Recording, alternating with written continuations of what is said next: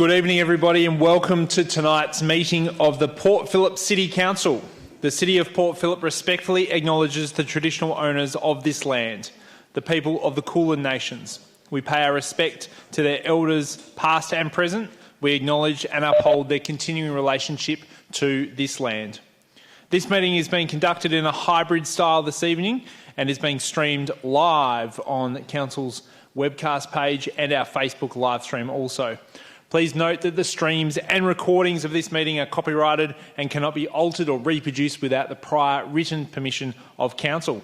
If we experience any technical difficulties, please bear with us. We might adjourn the meeting for a moment, take a deep breath, fix those issues and come straight back to you. Now, I'd remind attendees that are joining us here in the Council chamber this evening or online to please, when addressing Council, extend due courtesy and respect to Council, our chairs and the process in which we operate. And please take direction from the chair, which is me, whenever asked to do so. Speaking must remain respectful and statements or questions must not be defamatory, offensive, objectionable or aimed at embarrassing a member of Council staff or a councillor. And please make sure that you refer to items that are within the jurisdiction of the City of Port Phillip. Now, we're all here this evening, so I'll quickly introduce councillors. So from Lake Ward, we've got Councillor Bond, Councillor Sirikoff and Councillor Copsey. Welcome. From Gateway Ward, we have Councillor Consolo, Councillor Martin and myself. And from Canal Ward, we have Councillor Crawford, Councillor Clark and Councillor Bond is Councillor Baxter, Deputy Mayor Baxter, is joining us online this evening. And with that, we have a request from Deputy Mayor Baxter to join the meeting through electronic means. So, councillors, I'll now defer to the CEO for any requests received to participate tonight. I think this is the formal way we do this now. So, CEO, Interim CEO, if you could help us.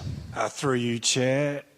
We have received a request from Councillor Baxter due to illness. Thank you very much to the Interim CEO. Councillors, can I please have I'll move the motion that Councillor Baxter we approve the request for him to join us virtually this evening. I'm looking for a seconder. Councillor Consolo, thank you. And now put that motion. Those in favour? That's carried unanimously. I think Councillor Baxter might have a conflict in that matter, but that's beside the point. Let's now move to item number 1 as we commence the meeting, which is apologies. There's no apologies for tonight's meeting, councillors. Therefore, let's move now to item number 2, which is the minutes of the previous meeting. The minutes of the meeting held on the 7th of September have been circulated. Your questions of the officers of those minutes, councillors? There being none, I'm happy to move and Councillor Bond will second. All those in favour of accepting those minutes? It's carried unanimously. Thank you very much. So let's move now to item number 3, which is declarations of conflicts of interest. Does everyone have a conflict they would wish to declare at this point? Thank you, councillors. Councillors, I'll suspend the agenda this evening for the purpose of Council to consider 2 condolence motions.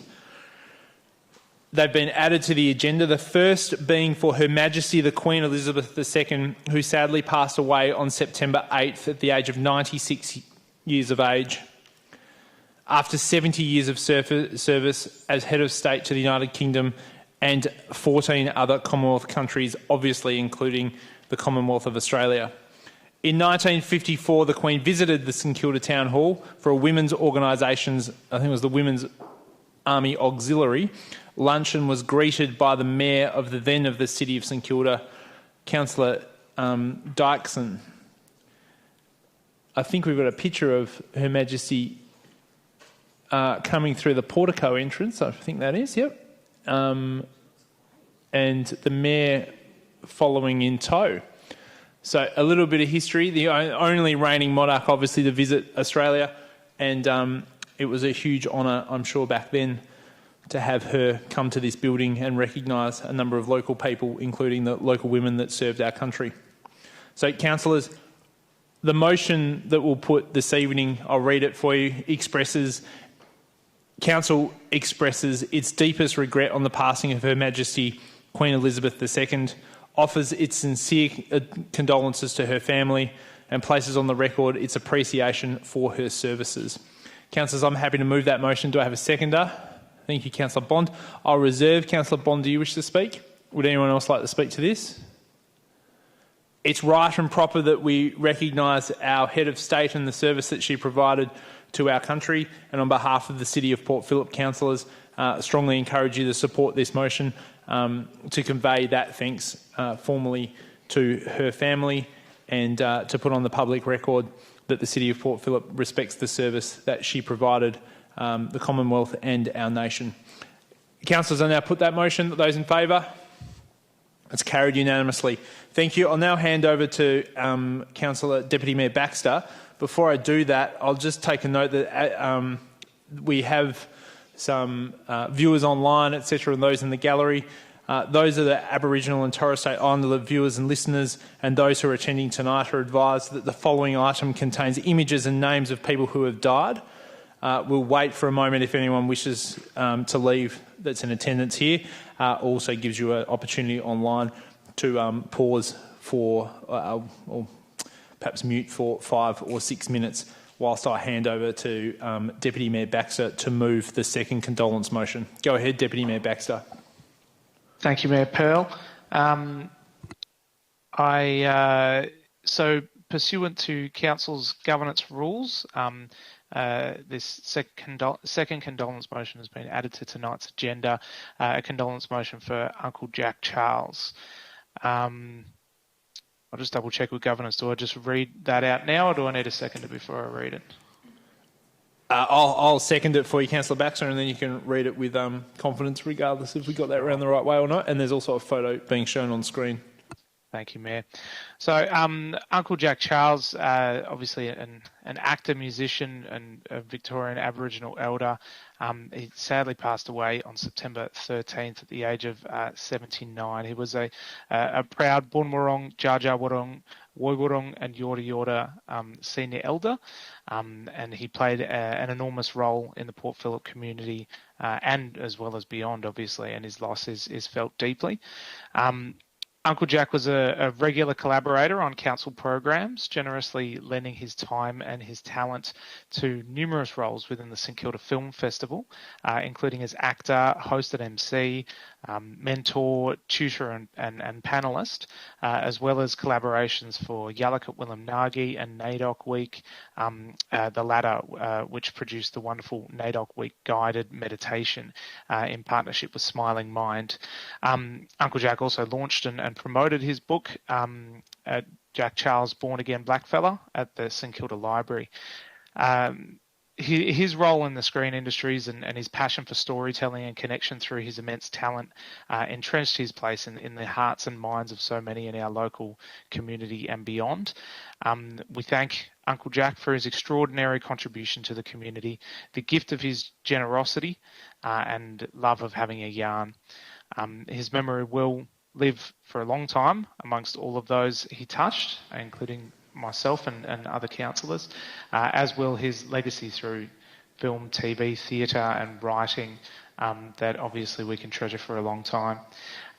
So on behalf of Council, I'd just like to express Council's sincere condolences to Uncle Jack's family and the many people in our community who are mourning his loss, which is a lot of people.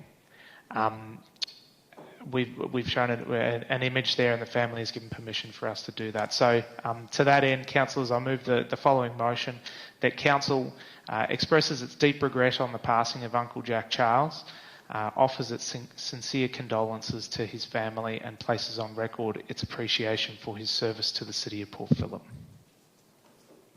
Thanks, Deputy Mayor. Councillors, anyone else wish to speak to that item? I now put that condolence motion to those in favour. It's carried unanimously. Thank you very, very much, Deputy Mayor Baxter, for that. Let's now move to item number 4, which is public question time and submissions. We will now hear from all the public comments that have been on the report items that have been submitted here this evening. Statements statements have been submitted, and we'll hear from those that have been registered online as well as those that are here today. If you're in the gallery and you haven't registered to speak, just please wave to an officer and we'll get you a blue form to fill out. So I call upon Peter Coester, who is submitting a question to Council. And Peter, apologies if I've made a mess of your surname there, but if you could state your name and suburb, and your 3 minutes starts when you do. Sure. Peter Kutz here. I'm a resident of Albert Park, and thank you for the opportunity. My submission and question just relates to the pedestrian safety around what I would call the east end of St Vincent's Gardens, specifically the curved end, which ends on St Vincent Street. Based on access to the park from both sides, and the fact that there is, and actually sometimes access across the small brick wall in St Vincent Place South and North, and the fact that there's the children's playground, the tennis courts, the pedestrian traffic is very high in that area, coming and going from the park. And over the last few years, my observation, particularly obviously since lockdowns have ended, the two ends of Merton Street and St Vincent Garden are getting increasingly traffic heavy, particularly peak periods around school pickups and drop-offs, and obviously peak hour as people return from the city or in other areas. And they're using these St Vincent's Street and Merton Street and the area obviously to connect up and sometimes avoid the traffic on Ferris Street to link into Park Street and even Bridport Street, that roundabout. The road is curved and then visibility is very low. And if you actually walk along Merton Street, you'll see people crossing across. There's no safety with respect to pedestrian refuges and islands. And I just submit to Council that it may be worth considering the simple installation or the relatively simple installation of pedestrian refuges, and both to channel the traffic where they do cut the corner and also to give pedestrians opportunities to actually pause and consider traffic in both directions. Thanks, Peter. Appreciate that. I now call upon Dennis Jones submitting a question to Council. Oh, sorry, pardon me, I've got to respond to that. These are questions. John Bartels, are you here on the line? I'm here, Mayor. Yep. Pardon me, John, I nearly cut you off then, but if you could answer Peter's question for us, that would be fantastic. Sure. Through you, Mayor. Council officers at this stage have not been made aware of any unsafe vehicle speeds or increased volumes of traffic along St Vincent's Place prior to this public question being raised. However, council officers have confirmed, traffic engineers have confirmed with me that fortunately there have been no crashes involving pedestrians reported in this location in the last 5 years. Because of this, there are no current proposals to implement interventions to either slow traffic or provide additional crossing opportunities and infrastructure in this location. In response to the public question, Council's traffic engineers will investigate the concerns raised. This will involve a site visit in the coming weeks, and then beyond that as well as to commission car traffic data to be collected and reported back to council officers. The findings of this investigation, including any recommended interventions to encourage safer vehicle speeds, as well as pedestrian improvements in terms of the crossing of St Vincent's Place, will be brought back to a forthcoming council meeting. Thanks, John. I appreciate that. I now call upon Dennis Jones submitting a question to Council. Dennis, can you hear us? Yes, can you hear me? Loud and clear. Welcome to the City of Port Phillip. Just get to state your name and suburb, Dennis, and your 3 minutes starts when you do. Dennis Jones, Port Melbourne, near Station Pier. Thank you for the opportunity to speak briefly just regarding the ongoing hooning issue. I'd like to also congratulate Council for the purchase of the new CCTV system, which we've had, we've really welcomed on Princess Pier, on Station Pier, and it has been effective, but I note that it's now been moved to a place of greater need for the moment, down to St Kilda. My question is, just as we approach spring and summer, I believe there was an allocation of funding for the purchase of that equipment. And my question is, has all of that funding been allocated? Because I believe there was around 50% or thereabouts residual to the allocation that has not been spent. So my question is there funds available for the purchase of a second similar system to allow greater spread, if you like, as we move into the hooning season? Thanks for the question, Dennis. Brian T, would you be able to help Dennis with that question? Thank you, Mayor. Council does work closely with police to minimise hooning, which can be can be very disruptive, dangerous and illegal. Council has, as Mr Jones indicated, purchased a mobile CCTV system, and that system is relocated from time to time and is moved to areas of most need. The precise location of the camera at any particular time is determined in consultation with the police, and the CCTV footage is directly provided to the police for monitoring and enforcement. It does not come to council. I can also report that the CCTV camera will be expanded shortly to include licence plate recognition to again assist police in their enforcement role. Police also have a separate mobile camera which can be used in Port Phillip from time to time when required. However, specifically in answer to Mr Jones's question, I can state that council does not have plans to purchase another camera. Just to add to that also, Brian, I think the resolution was to purchase one unit, so even if there was a budget underspend, the council direction was to purchase a unit, if I'm correct in recalling that. Would that be right? Yes, ma'am. Yep. So even if there is a budget underspend on that item, we would, a council would have to provide direction, I would assume, to purchase another one if that was deemed to be appropriate. I now call upon Alex Darton submitting the question to council. Alex, how are you? Welcome. Just get to state your name as always and your suburb would be terrific.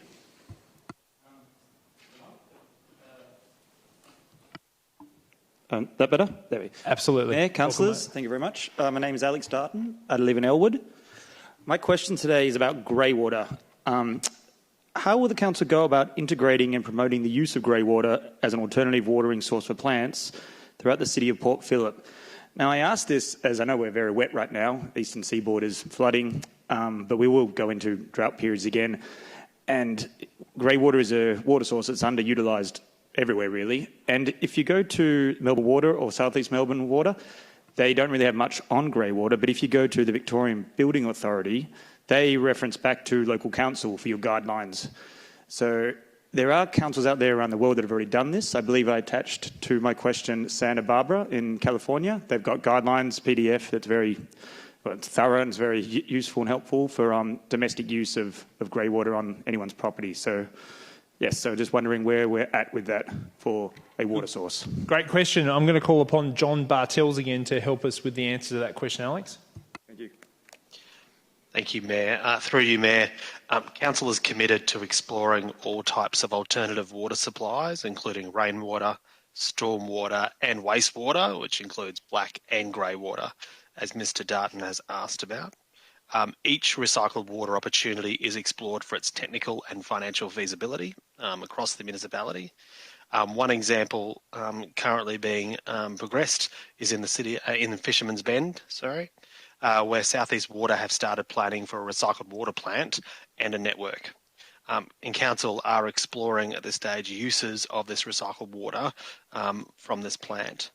This is part of an integrated approach to water management for Fisherman's Bend that is embedded in the state government's water-sensitive city strategy for this urban renewal area. Furthermore, Council has partnered with 31 other Victorian councils on the Elevating ESD Targets project. This project is intended to influence the design of private developments by setting environmentally sustainable development, ESD, requirements through the planning scheme. And kind of goes to the effect of what Mr Darton has queried. This project includes setting new standards for water efficiency and potable water demand reduction, including the optimising the reuse of water, inclusive of grey water, on site. No, thanks for coming, Alex. That was a great question. We appreciate your time. I now call upon Philip Baird speaking to item 10.1, St Kilda Marina submission for landlord approval. Hey, Philip, how are you? Welcome. Just get to state your name and your suburb. That would be fantastic.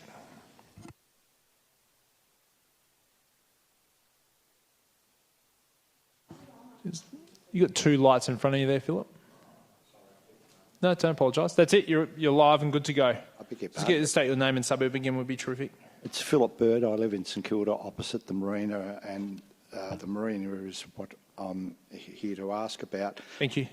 I received the materials last week and had a look through it, and from that I'm not at all sure as to where the proposed buildings on the Marina Plan Promenade are going to be on Marine Parade.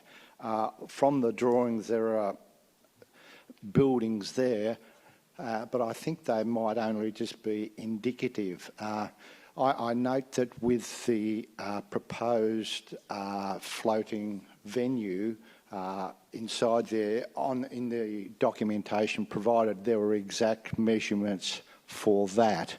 But I'd like to be able to consider what the exact measurements and placement of those buildings are so that I can determine what the effect will be upon me. Prior to Rollo's Cafe being put there, it has now been removed, of course. I had our front yard and our front window had a view all the way across to Williamstown, and we weren't consulted. We got no information when that was built. And one Monday morning, a NatCo was put up there and knocked up. So I'd like to have more information about the placement of the buildings, the height, so I can consider that. And I would also ask that, presumably under the planning process, when further stages in the development happen, that more accurate information and the opportunity to participate in the planning process is offered. You know, as I said, I just can't see where the building's going to be. It's a two-storey building, and from the look of it, there's going to be a bar up the top.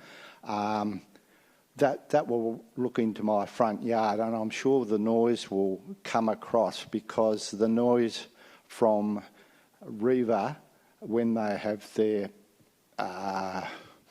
New Year's Day function, I assure you I can hear that inside my house, and on those summer days we cannot sit in the front yard and have a barbecue. It's just so incredibly noisy. So I'd like a little bit more information about what is proposed and the opportunity to participate in the planning process.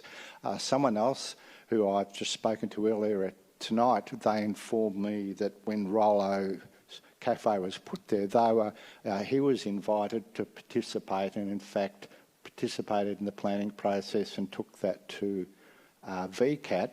That astounded me, because we got no advice in the letterbox, and then there was no planning thing on the fence. So I would have participated in that for sure. So I'd just like to be considered in further stages. And thanks, Philip. When we get to the item, I'll make sure that those points are asked to the officers again and we get some answers to that. Thank you. No problem. Thank you again for coming. I'll call upon Peter Tanner, speaking also to item 10.1. Peter, welcome. Thanks. Just get you to state your name, Peter, and your suburb.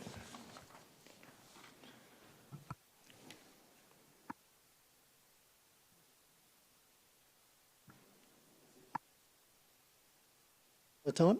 Okay. Peter Tanner, St Kilda. The issue I want to raise is the proposed two-storey building addition at the northern end of the Marina. This position is a high-profile corner site on the edge of the Marina, and it's been acknowledged in the council paper that it will be a prominent structure. The following key documents contain inconsistencies, I believe, with the building of this two-storey building. The site brief, which went out to the market and guided interested parties, noted that the Marine Parade edge will be more open, showcasing the Marina use and identity, and establishing it as a public destination, drawing people into the site. In the Marina Opportunities and Constraints paper, it was noted that many people who were interviewed commented that they felt that the St Kilda Marina was not public, and the overall perception was that the marina felt private. Sticking a structure at the edge of the building in a prominent position wouldn't help that. It was noted in the Marina community panel that the panel was passionate about improving the public realm and increasing space space on the site. There was a survey of 368 people for the broader community engagement, and it was noted that support for improving the interface between the site and Marine Parade was shown in the responses, particularly with regard to the removal of fences and reducing the commercial footprint along the interface in Marine Parade.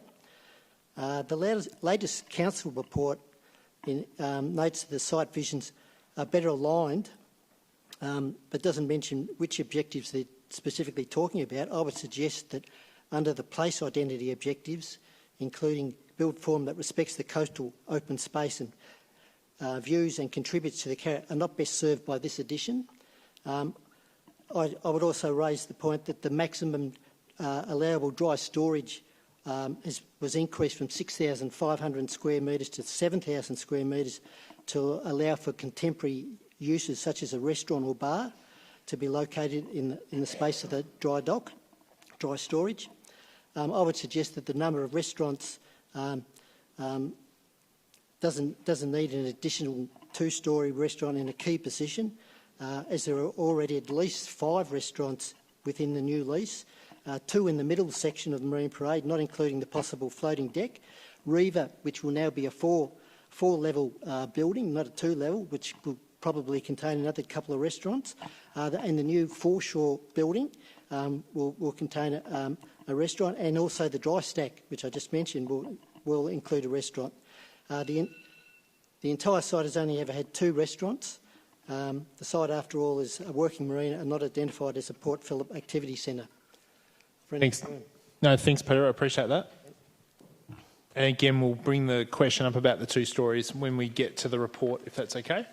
And finally, last but not least, I call upon Peter Holland, former councillor of the City of St Kilda, speaking to item 10.1. Welcome, Peter. Thank you, Mr Mayor. Peter Holland, St Kilda. Once again on the marina. I think that we had, at the start, a very good design that was approved by Council, with the exception of perhaps the bridge. We could have put more work into that. But subsequently, in June, Council approved various significant changes as the landlord, and they were quite controversial. And tonight, Council is being asked to approve 3 further changes as landlord: the new foreshore building, the floating venue, and changes to the promenade. And it seems that there's almost an inexorable decrease in the public benefit. I agree with Brian, I think, who spoke first, that it's quite difficult for normal community members to assess the information that we provided back in June and today. And I just want to make 2 points. My first point is I think there is expert independent assessment of this, and that comes from the Office of the Victorian Government Architect. They're the ones who are in the best position to assess the merits of the various proposals. And my understanding is that the Victorian Government Architect has made a report on the marina, and it's not clear to me whether the officers have taken into account that report, nor whether councillors have been briefed on that report. Definitely the community hasn't received the report yet, and I have today FOI'd that report, so we'll get it hopefully fairly soon. But I suggest that council should defer consideration of these 3 measures pending an analysis of that report, because they're the experts on this sort of thing.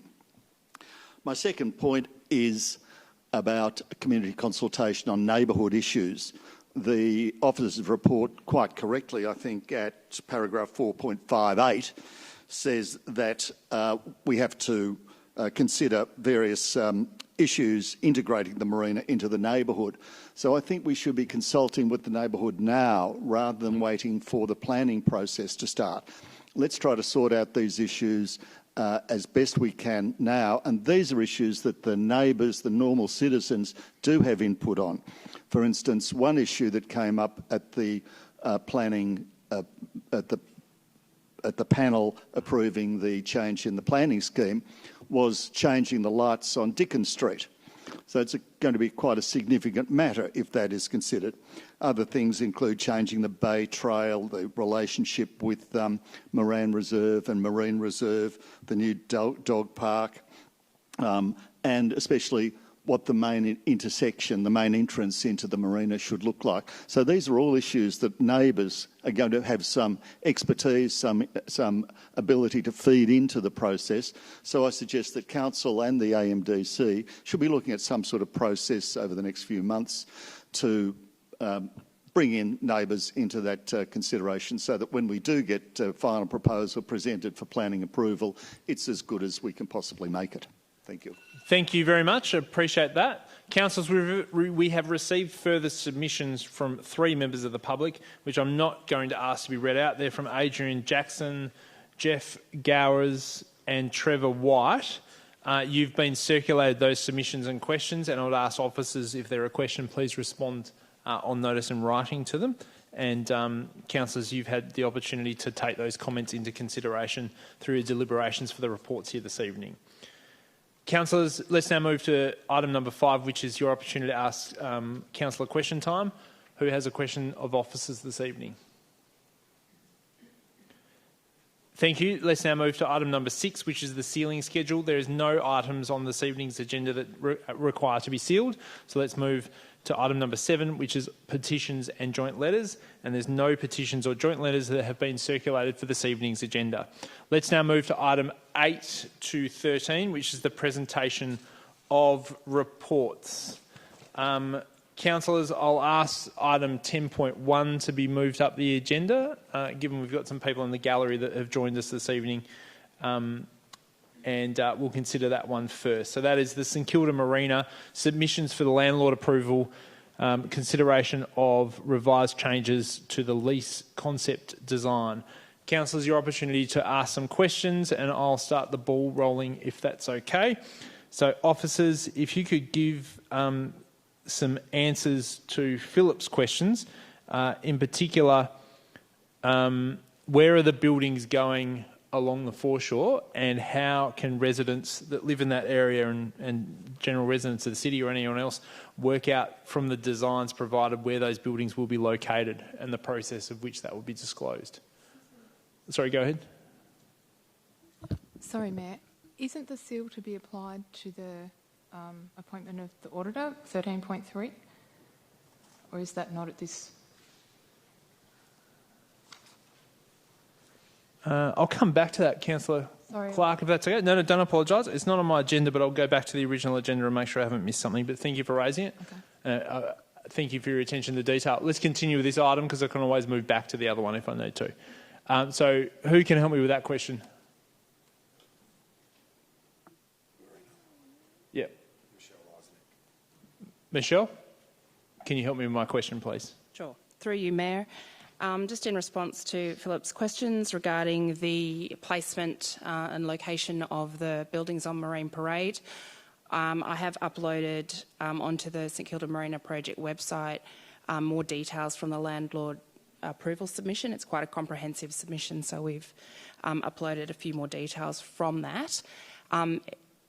Philip was correct in suggesting that it is, I guess, indicative. It's more at concept levels. And whilst it's at concept level, it won't change significantly when it goes into planning, but certainly during the planning stage, the dimensions and details would be far more resolved as it's required to be during the planning stage. And in response to Philip's question regarding consultation during the planning stage, there is a non-statutory consultation period that we will be undertaking. So provided the tenant gets an approval today, they'll be making a planning submission likely in November, the time's still to be confirmed, and then sometime after that, once the planners have had a chance to assess it, they will confirm a when the consultation period will occur. But there will be neighbours particularly, and any other interested parties will be contacted and will be able to make a submission for consideration by both the tenant and council. Thank you. And how will that be advertised, Michelle? Will there be signs put up, or what's the process? It'll be done through the traditional statutory planning process. I'm not fully aware of what that is, but I can get that in more detail. But also it will go to our interested parties who we have a database of about 400 people. I will contact Philip to see if he's interested in being on that database. So he, as a neighbour, should get the notification, but also as an interested party. Great, thank you. And in relation to the, I think it was the State Architect's report, have we received that report? Have we reviewed the report? And are we able to make that report public? The report was received some time ago. It has been part of the landlord approval process in terms of it verified a lot of the assessments that our council officers from across council have made. It informed it to some degree as well. The report itself is, we would have to go back to the Office of Victorian Government Architect to seek approval for the issue of that report to the public. I guess the report itself is somewhat confidential. They protect our confidentiality as well as us protecting theirs, but I could ask for that approval. Otherwise, they're subject to the FOI process anyway. And if an FOI process has been made, maybe we could make that public also, but I'll leave that to your discretion, obviously. Councillors, who else has a question in relation to 10.1? Sorry, Councillor Consolo, then Councillor Sirikoff. Councillor Consolo, go ahead. Thank you. Has overshadowing of the Bay Trail bike and walking path been considered already, or will that be part of the planning approval process, the statutory, to that proposed second-storey addition to the northern building and the Marine Parade retail strip? Through you, Mayor, I'll have to take that on notice and consult with our urban planners as well as our step planning team and come back to you. Councillor Sirikoff. Thank you, Mayor. The report states that the proposed two-storey building on the northern end to the Marina on Marine Parade is a relatively modest addition to this retail precinct and sits within the height constraints. Can Council please provide what those height constraints on Marine Parade is? Through you, Mayor. Thanks, Michelle. Yes, the height constraint is 11 metres, and that was developed as a result of the community consultation process and the site brief, which is then fed the planning scheme, and that does allow for a two-storey building. That particular two-storey building will be a maximum of 11 metres. The other buildings, which are single-storey, will be somewhere between 6 and 7 metres. Second question. Can Council confirm that under the built form criteria that no more than 50% of the Marine Parade frontage will be occupied by built form, noting that this is different to a maximum 50% of the net lettable area? Yes, that's correct. That our assessments from a non-statutory planning perspective have confirmed that they will not exceed the 50% built form. And that's really about the amount of space at a pedestrian level or amount of visibility that the pedestrians have through that Marine Parade precinct and onto the harbour. So that's, that doesn't exceed 50%. The built form doesn't exceed 50%. Thank you. Follow-up, Councillor Sirikoff? No? All right. Further questions, councillors? We have an officer's recommendation, councillors, for item 10.1. Would you like to move this or something else? Councillor Bond would like to move the officer's rec, and Councillor Crawford the second. Councillor Bond, do you wish to speak to the item? Just briefly, this is a continuation of the process whereby we, as the landlord of this site, grant landlord approval for the tenant to then go and apply through the planning scheme for the changes to the site, and our residents and any other interested parties will have opportunity to make their submissions to the planning application when it is sent through to us. So this isn't, I think some of the people who have spoken here tonight have misunderstood the process here. This isn't the approval process, the planning approval process. This is the landlord approval process, which is us as a council who will then give the leaseholder the permission to apply for these changes under the planning system, which will then come back to us, and that will be the opportunity for residents to give us their feedback on the planning application, and it's that planning application that will have all the specific details that have been referred to tonight. It's still too early in the process for those to be very widely known. I'm sure they have an idea of what they want to do, but the specifics will come during the planning application process, which is further down the track. Thanks, Councillor Bond. Councillor Crawford? No? Would any other councillors like to speak to this item? Councillor Copsey, thank you. I just wanted to say that given I wasn't supportive of some of the key changes that were approved previously, I once again won't be supporting this motion tonight. Thank you for noting that. We appreciate it. Councillors, who else would like to speak to the item? Thanks, Councillor Consolo. Go ahead. Thank you. Of the three items, I think that there's been some improvements to the path at along the beach, and that the floating venue shifted lower are all improvements. I'm worried a little bit about the double story to Marine Parade, that we've seemed to have avoided it to date, and at the last minute it feels like it's come back in. I'd recommend that a setback to avoid overshadowing to that, and also to keep that buffer away rather than its double stacked form proposed here would probably be a more suitable solution, and I'd hope that officers would take that in consideration of the overshadowing of the bike trail through the statutory process. Thank you. Thanks, Councillor Consolo. Anybody else wish to speak to the item? Councillor Bond, do you wish to close? Councillors, now put that motion to you for item 10.1. Those in favour? Those against? That's carried. Okay, councillors. Just get that as a division. Yeah, division requested from Councillor Copsey. That's fine. Those in favour? Councillors Bond, Sirikoff, Consolo, Pearl, Martin, Crawford and Clark are in favour, and Councillors Baxter and Copsey are against. The motion is carried. Thank you, councillors. Councillors, let's now move to item 8.1, which is the presentation of the CEO report. Issue number 89. Questions of the officers on this report? There being none, I'm happy to move. Is there a seconder? Thank you, Councillor Martin. I'll just briefly do what Councillor Martin does every time and thank the interim CEO for the report. It's a terrific quality. We greatly appreciate it, and it's an important basis of information, particularly the financial component for our community. So thank you very much. Councillor Martin, would you like to add to that? And can I add to your words, so congratulations, Mr Carroll, on your first report, and can I suggest that those of you out there in cyberspace who have looked at this document have a look in particular at items such as the progress of our Climate Emergency Action Plan and where we're heading with that. You might like to read about our Environmental Leaders course. Councillor Baxter and I were fortunate enough to be present at their presentation the other day. Another amazing thing. We've had things like the port pickers that have come out of that over the years. So there are some amazing initiatives, as I've said many times.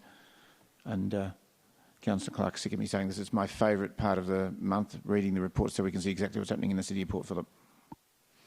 Councillors now, who else would like to speak to the item? Councillor Crawford, go ahead. I like to look at it because it's a good news story. We hear a lot of negative things. I just wanted to point out that it's Chris Carroll, our acting CEO's first CEO report, and it's comprehensive as per usual. I just wanted to point out there's some really amazing things that happen in this city, which obviously it's easy to focus on the negative stuff. One of the ones is we have a program where we have an early years outreach program where we have an officer or all officers, I'm not sure if it's, who actually work with vulnerable and disadvantaged kids to really help them to get access. And there's a good news story that we've got there is that throughout this program we were able to help a mother and get her children into early education, and now she's able to get a job and work, and like some really, really strong positive outcomes. And and sometimes you don't always hear the decisions you make having where they lead to. So that's just one good news story. Also noting that in August this year, we actually housed 10 people in public housing. That's massive, where previous months it's only been one person. So I'm not sure of all the details about it, but that's huge. And in a time when we're having a housing crisis, that's really important work that the city does. And also, even just the addition of an e-bike at the Elwood Toy Library. So there's lots of little, small, wonderful, the Port Phillip pickers, if you like, the 417 olive trees we have around the city. You can join this program next year and help bottle them or squeeze your own olive oil, rather than thinking we're looking at not waste but also helps amenity. So it's a really good read to find out the little tidbits of wonderful things that are happening in our city. Great. Thank you, Councillor Crawford. Who else would like to speak to the CEO report 8.1? I don't wish to close, so we'll now put that to you to accept the report. Those in favour? It's carried unanimously. Thank you very much, councillors. Before I move to the agenda item, which was listed as, I think it was 10.2, there's been an adjustment to the item. So, councillors, I advise that 2 reports have been removed from tonight's agenda. That's item 10.2, which is the Palais Theatre Luna Park Precinct completion of statutory road closure process, and item 13.2, which is councillor expenses monthly reporting for August 2022. These reports will be considered in the next council meeting, which is held on October 19. CEO, could you give us a quick explanation about what's happened with those reports, please? Through you, Chair. Apologies. In terms of the first report regarding the Luna Park Palais road closure, the report wasn't submitted on time and it wasn't urgent, so we didn't want to run it to the meeting tonight, so the due consideration from the community. In terms of councillors' expenses, apologies, but there was an error in the information and the calculation for councillor expenses. That's been picked up and will be rectified and reported back to the community at the next meeting. Thank you. And just whilst we're dealing with some admin, Councillor Clark, thank you for raising that item before regarding items to be sealed in this evening's meeting. You are quite right. There are 2 reports that require a sealing to take place, which is items 13.3 and 17.2. Now, I'll just get some advice about how to do this, because we're doing it in the reports, but then I'll just I'll do some reading and get some advice as we go through whether or not I need to go back to item 6 and whether or not that constitutes a change to the agenda. But I'll make sure we note that when we get to those items. But well done, and thank you for raising that with me. Not only was there 1 report, there was actually 2. All right, so councillors, we are now up to item 12.1, which is presentation of the annual report, which is the Palais Theatre Year 5. Who wishes to move? Questions of the item of the officers on this report? Councillor Bond to move. Councillor Sirikoff to second. You wish to speak? Councillor Bond. I was going to say, it's just good to see that when this fund was set up, I think it was 2016, that it's now starting to take effect, and we're seeing lots of community groups, worthwhile community groups and projects being supported by the Palais Theatre as part of what was set up as the lease of that organisation in 2016, I think it was, we signed the lease. So it's just wonderful to see it playing out, especially after a couple of years of COVID when I think everyone struggled, but now that we appear to be post-COVID, it's good to see people going to the theatre, to the Palais Theatre, and the funds, I think it's 50 cents per ticket, is accumulating into a fund that is directly benefiting our local community, as it was intended in the original lease. Thanks, Councillor Bond. Councillor Sirikoff. Anybody else wish to speak? Councillor Martin. Just that it's great to see crowds coming back there. The number of events in the last year have been significantly increased over COVID. And I note Councillor Bond mentioned the Community Reservation Fund. I'd just like to put my thanks to Council and the tenant at the Palais Live Nation, because my own school, where I recently retired from, 800 children, I were able to tread these boards on the stage of the Palais Theatre under the Community Reservation Fund, an example of how it's looking after our community, and I look forward to lots more community groups getting access to the Palais over the next few years. Thanks, Councillor Martin.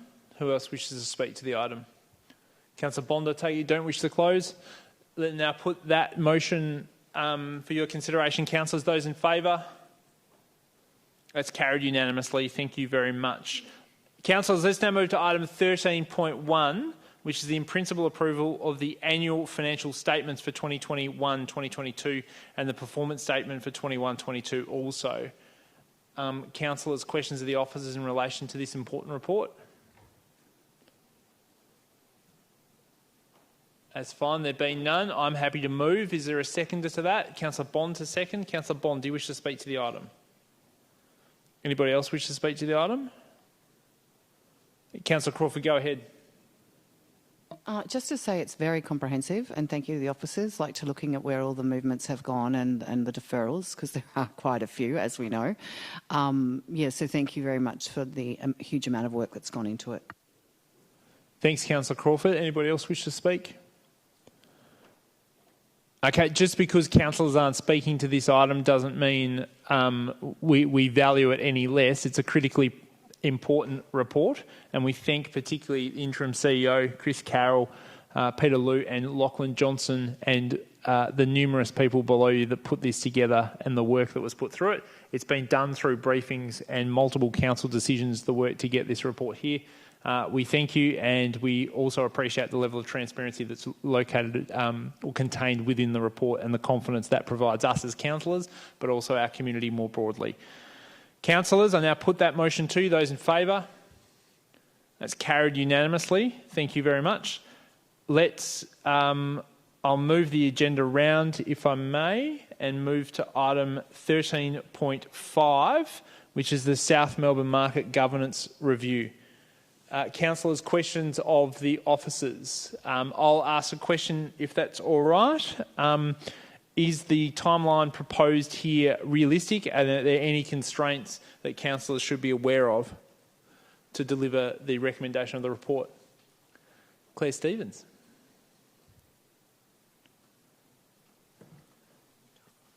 Timeline, sorry, was that through you, Mayor? There's a question around the timeline? Yes, so is there any constraints to the timeline that councillors should be aware of and mitigations in place to assist with that process? Sure. Thanks for clarifying. Through you, Mayor. The timeline is ambitious, particularly as we approach the end of the year, and December and January can be challenging for recruitment.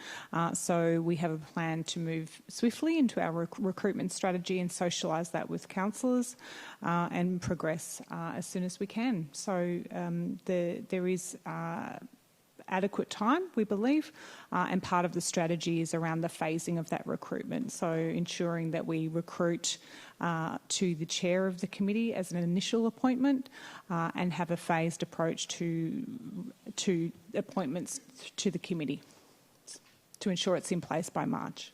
Thanks. Who would be on the selection committee for the chair, and how will that process operate to appoint the chair of the committee? Stephen, sorry. That's okay. Through you, Mayor, that would be part of the recruitment strategy that would be socialised with councillors to ensure that councillors are comfortable with the recruitment approach. Great. Thank you very much. Councillors, any further questions? All right, I'm looking for a mover of that. I'm happy to move. Would anyone else wish to second? Councillor Consolo. I'll reserve. Councillor Consolo, do you wish to speak to this item? Thank you. It's an important work that we've put into this. Although we've come back to having similar to what we already have, there's still some it's knowledge gained for either future but also within the delegations, etc. So I think this is worthwhile work that was done. Thank you. Anybody else wish to speak to this item? Councillor Clark, go ahead. Thank you, Mayor. I have reservations about this recommendation. I think I appreciate that a thorough review has been done of it, understand where we've come out at, but an advisory committee, as has been said, is the same as we already have, and I think there's well-known issues with that model. I appreciate that this recommendation comes with, I guess, a stronger and has had a review of the delegations. I'm optimistic or hopeful that those revised delegations will give the market the advisory committee and other managers in the market the ability to have some independence and be able to manage the market as required. And I think it would be, I look forward to seeing a review of how these delegations are actually working and whether they actually have made a difference in terms of how the market is able to manage and have some independence and be able to operate within Council's guidelines and parameters, but also have some version of independence from that. So I look forward to seeing how that works. Thank you. Thanks, Councillor Clark. Who else would like to speak to this item? Okay, Councillor Sirikoff, go ahead. Thank you, Mayor. Yeah, we did go through a process of quite a lengthy process and several models, and as Councillor Clark has already said, that we've come back basically to where we've started from.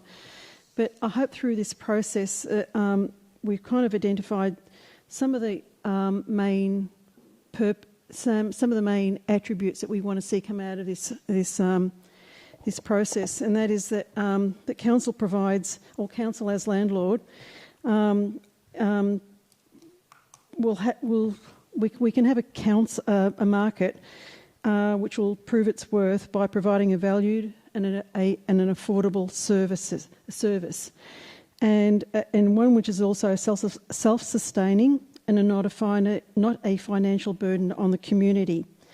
And to achieve these outcomes, any business must attract those with the skills and experience to deliver a really well-working market, and that includes maximising efficiencies and effectiveness. Along with that, there's also an advisory committee, along with those who are executive manager who will be managing it, that there will be accountability and a working relationship between the landlord and the traders for a great outcome. So these are just some of the criteria which we did look at, so that we end up with a market that has longevity and a market that really serves the community. Thank you. Thank you, Councillor Sirikoff. Anybody else wish to speak to this? Councillor Martin. Only too pleased to support the recommendation, but I look forward to perhaps 10 or 15 years' time when the market's a little bit more independent, that we might be able to move to a proprietary limited model, which I think would serve an independent market far better than the current model. But what we're doing now is very fit for purpose, but I look forward to the council, which I won't be a member of, revisiting this perhaps in 10 years' time. Councillor Bond, go ahead. I think this is the right method of managing the market at present with an advisory committee. It strikes the balance between our desire to have a market that performs financially, but also a market that reflects the local community. And I think a wholly proprietary limited company would potentially have too much focus on the financial at the cost of the reflecting the local community and what this market means to us. You only have to look at this market compared to any other market in Melbourne. I think we do easily have the best market in Melbourne, and I think part of that is down to the way we run it. I do visit some of the other markets quite regularly, and every time I come back to South Melbourne market, I think, well, how good is our market compared to all these others? And I know that many other friends of mine who do come and visit our market for the first time in a long time say, wow, this market's changed, it's certainly much better than I remember it, and it's certainly a great market. In fact, it's more than a market. I think it's become a day out for many people going there, and I think that's only due to the way the current market is managed, with the advisory committee, with the good mix of councillor involvement, local involvement, and some desire to get a better fiscal outcome from that market, which is always important.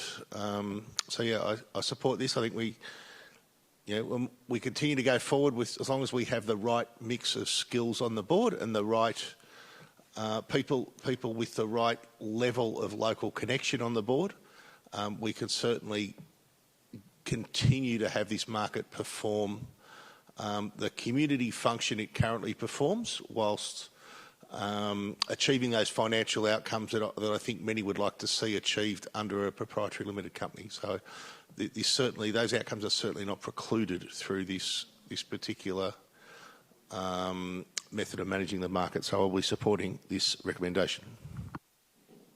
Thanks, Councillor Bond. Would anyone else like to speak to this item?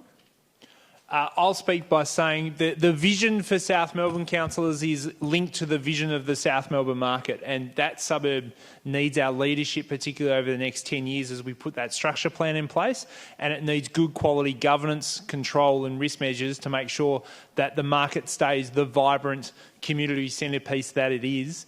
And this is, I think, the right balance. It's not the perfect balance, but it allows council to have a degree of control and oversight from a governance point of view, as well as the benefit of having expertise and local people on a committee that ensures that the good quality decisions are made to position the market to continue to grow when many of the market's competitors in other municipalities are actually falling behind. We have a very successful community meeting point there. It has some financial constraints, which we're aware of, Councillor Sirikoff, but we need good quality people on these committees with good, appropriate level oversight from council to make sure that great quality decisions are made by the management team to keep that facility growing and to attract future investment, particularly from the state and federal government, to future-proof the asset in the future. So, councillors, highly commend the report here to you today, because I think it has much greater implications for the suburb more generally, and the responsibility we have to provide that market and that community with a clear vision about what the future will look like for that asset. So I'll now put that motion to you. Those in favour? That's carried unanimously. Now, Councillor Clark, you learn something every day, and I've got to answer your question regarding the ceiling schedule. So under the governance rules, and you all chair committees, etc., so here's a learning for you. The ceiling schedule is defined in the governance rules as a means of listing of documents, bracket, and supporting information, bracket, requiring a resolution of council to affix the common seal of council. So what happens if there's something that's happened under delegation or something outside a decision that's been made here in council, it comes under item 6 to be sealed by council.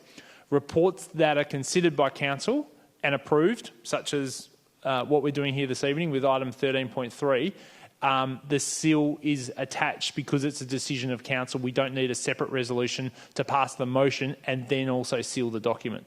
It's done as one. That's really cleared it up. Thanks. Anyway, that's funny. All right, let's go now to item 13.3, appointment of... that was great. Appointment of authorised officer pursuant to the Planning and Environment Act 1987. What a great year that was. Councillors, any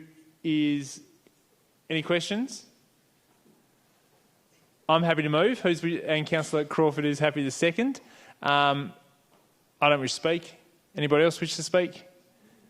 I now put that, all those in favour? That is carried unanimously.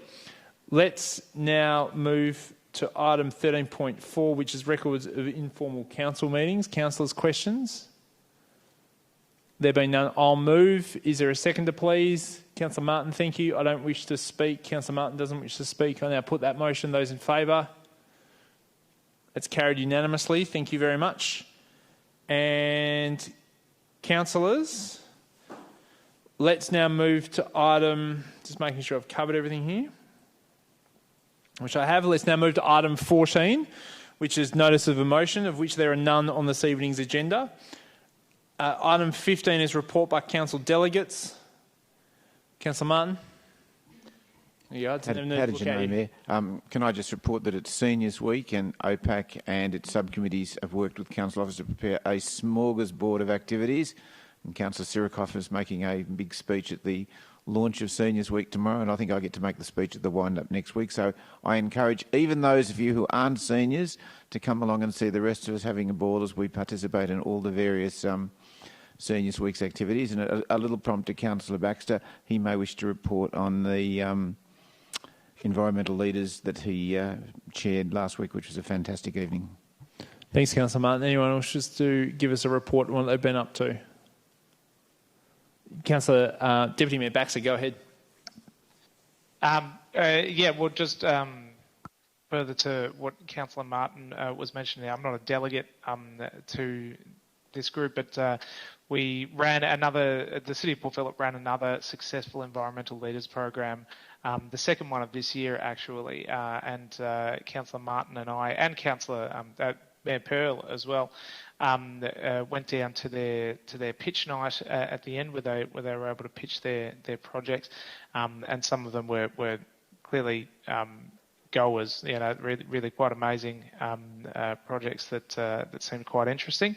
And we also have, as Councillor Martin also mentioned earlier, that we're starting to see the fruits, almost literally, of some of the existing environmental leaders projects that have been spun up through that environmental leaders program, such as the Port Phillip Pickers, who pick olives from public olive trees and make olive oil out of it, and that we councillors were presented with a first press of olive oil from that, and it's a really great and sustainable way to harvest within our municipality and also reduce slipping hazards. So that's my report.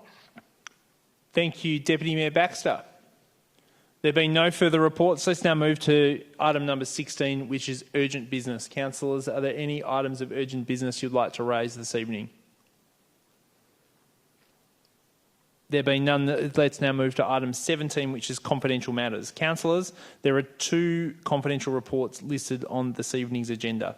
I now call upon a councillor to move that the meeting be closed to the members of the public to deal with the following matters pursuant of section 66(2) of the Local Government Act 2020. The 2 reports are item 17.1, Rupert Bunny Fund Visual Arts Fellowship and Special Program Funding Recommendations, and item 17.2, procurement of contractor for towing obstructing vehicles and vehicles from clearways. I'm happy to move. Councillor Martin's happy to second. I now put that motion to you, councillors.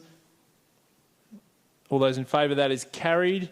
Councillors will now conclude the public part of the meeting and the live streaming part of that, and I advise members of the public that there are no further items to be discussed. This will be the conclusion of